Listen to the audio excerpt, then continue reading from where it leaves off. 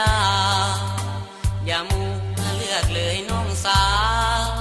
ย่านเจ้าบ่มีคู่ควรถึงเดือน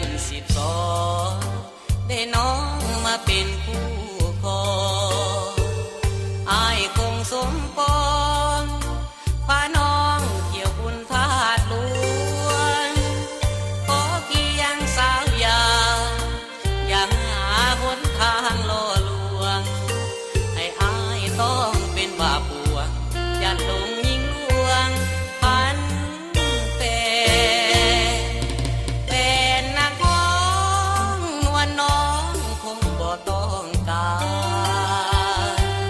เป็นทหารข้าราชการเจ้านั้นบ่เลหรือน้องฝันไปใส่ใจอยากเป็นยาเม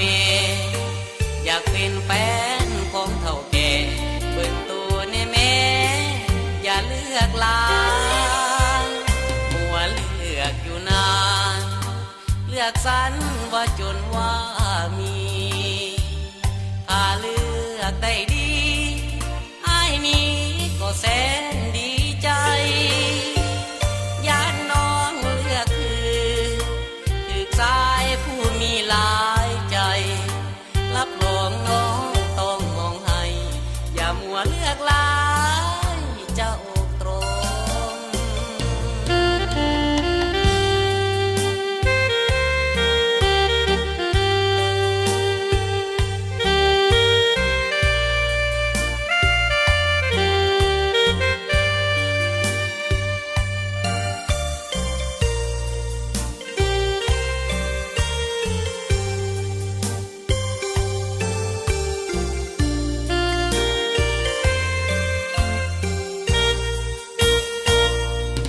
เป็นนักร้องนวลน้องคงบ่ต้องการเป็นทหารข้าราชการเจ้านั้นบ่เลหรือน้องฝันไปใส่ใจอยากเป็นยาเมอยากเป็นแฟนของเฒ่าแก่เบิ่งตัวในแม่อย่าเลือกลางมัวเลือกอยู่นานเลือกสรรว่า